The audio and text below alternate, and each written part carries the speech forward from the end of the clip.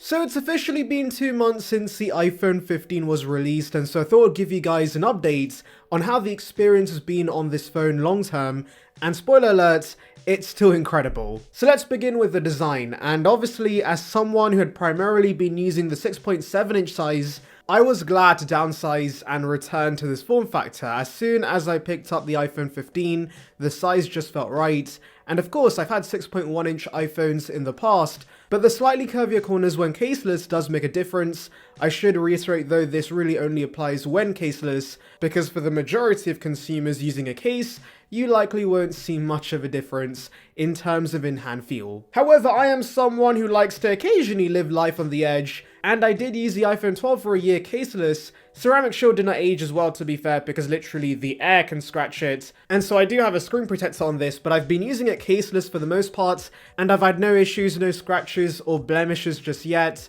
and really this phone has to be used without a case to fully appreciate the design. And what's also nice about the design is now that the edges are slightly round on the device, the seam between the glass and aluminium rails is so flush, it feels like a one-piece design similar to the iPhone 5C. It's really quite nice. And by the way, would like to remind you guys, like this video and subscribe for more content like this, it would be appreciated.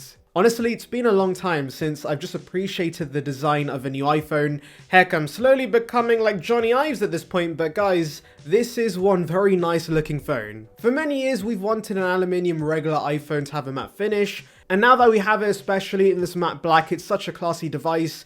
I am absolutely in love with the design, and dare I say this looks better than even the Pros this year because, unlike titanium, the aluminium rails don't pick up as many fingerprints, and so it's matte everywhere, which looks incredible. Moving to the camera, my sole complaint for my initial review stands. What stops this phone from being 10 out of 10 in my opinion is not the lack of 120Hz, I don't care about that, but it's the fact this has the same ultra-wide lens as the iPhone 11. Yes, a phone that came out 4 bloody years ago. Apple, come on, it's about time the base models get the better ultra-wides, because I did use macro in the past occasionally for B-rolls, so I'm kinda gutted it's not available on the 15, but it's not a deal breaker, I have been living without it perfectly fine, but it's something Apple can fix with iPhone 16. And let's talk about the overall camera experience, because apart from the somewhat disappointing ultra-wides, everything else 2 months later is still awesome with the 15. Beginning with the main lens, it's 48 megapixels, I know the shots have been down to 24 megapixels, but either way you do pick up on the additional detail the 15 sensor gives you compared to, of course,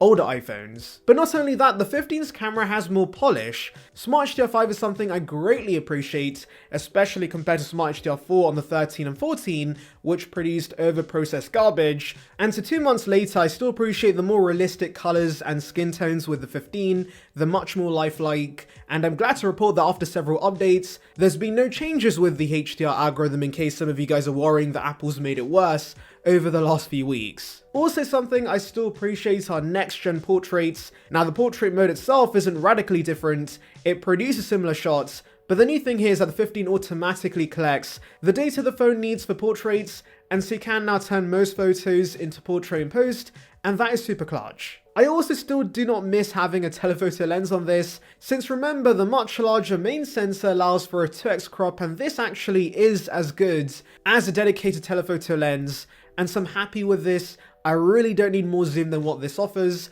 and the cherry on top for me has to be video and how it comes out excellently on the 15 without me really trying, and that's great news for a creator like myself. Selfies also look solid on this, and one advantage the 15 has over my 14 Pro Max is the focus distance the main lens has.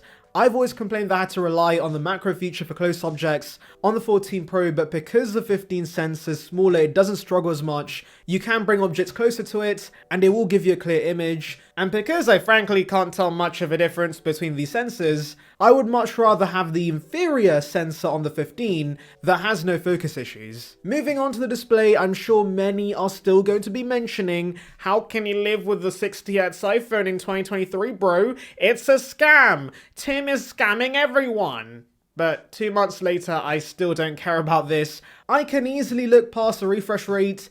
It being 60Hz does not make it unusable, it's perfectly fine. And the same goes for the lack of an always-on display, I do not care about this. If anything, Apple made the right decision and brought over the best part about the Pro iPhone, which is the excellent brightness. This has the same 1000 nits of brightness for typical usage, 1600 nits for HDR content, and a whopping 2000 nits of brightness outdoors. And this has really been the game changer for me because it finally makes these phones viewable in sunlight, and I've not picked up on any major overheating issues when it's pumping out 2000 nits of brightness. So yeah, this is a very nice upgrade. By the way, I'm aware back when the iPhone 15 series had originally launched, there was a huge controversy regarding these phones overheating. Now this was mainly to do with the Pro models, but it did get a fix, and all those issues have been resolved. But if you're wondering how the experience has been for me with the base 15, it's not got warm for me once. I don't play games, I'm just doing the usual stuff like YouTube, Netflix, Reddit, etc. And so I've had zero issues, and you shouldn't worry about this overheating. The island is also slowly becoming more and more useful within iOS. Just the other day I ordered something on Uber Eats for the first time in months, and I forgot the island can now give you a status of your order at all times. That's pretty neat, and slowly the island's being further integrated into iOS. Another thing I still love about the 15 is the endurance. Apple on their site actually claims the Pro phones have much longer endurance in terms of video playback, but honestly when it comes to regular usage, the regular models actually destroy the Pro models, and that's very much been the case for me. I've consistently been getting better endurance on this regular 15 compared to my 14 Pro. I've consistently been getting 8 hours of screen on time. My battery health is still at 100%, and it will be interesting to see how the battery inside ages because that was a big issue with iPhone 14, but at least now you can check the cycle count of your phone inside settings. There are other aspects of this phone that I won't cover in huge detail, but I do want to quickly mention, guys. I have not cared about USB-C once in the last 2 months because I mainly use wireless charging. I actually had no issue with the lightning ports in the past. It's why the USB 2 speeds of the port don't bother me because I don't interact with the port that often. Performance is solid. It's an iPhone, so when was the last time an iPhone was actually slow? A16 is still plenty fast. 6 gigs of RAM is also plenty, apps stay in the background. Wi-Fi, Bluetooth and 5G performance has been solid, and the speakers and mics are still excellent. So in a nutshell guys, 2 months later it's been rock solid. I know some of you might be saying that's to be expected, right? It's not exactly an old device, and that is true, but especially compared to last year where I was having a nightmare experience with iOS 16 on the iPhone 14, iOS 17 on the iPhone 15 has been pretty stable in my experience. I haven't come across many bugs. There were a few issues at launch, but those have been resolved, and I would say iOS 17.1 onwards, I've had a great experience. And so again, I truly believe this is the year where you could easily skip the Pro phones, and you really would not be missing out on much. I definitely have no FOMO from not having one of the Pros because everything you need from an iPhone is already here with the regular 15. I've actually already seen discounts on the base model as well, so yes, definitely pick one up, you won't regret it. It's still a fantastic device. Anyways, let me know your thoughts in the comments, make sure to like and subscribe for more content like this, and thank you for watching.